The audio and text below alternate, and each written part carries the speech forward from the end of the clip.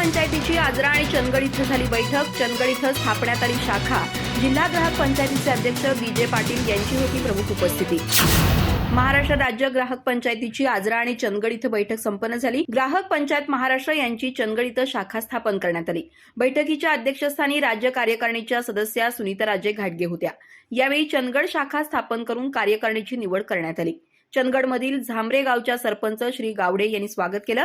चंदगड तालुका ग्राहक पंचायतीच्या कार्यकारिणीमध्ये जयवंत पेडणेकर, अर्जुन गावडे, ज्योतिबा आपके, प्राध्यापक सोनाप्पा गोरख, प्राध्यापक ए.डी. कांबळे, समर्थ गावडे, वेदांत गावडे, सुधाकर बांदेवडेकर, सौ कमल कोरे, सौ मनस्वी कांबळे, ॲडव्होकेट विजय कडूकर आदींची निवड करण्यात आली।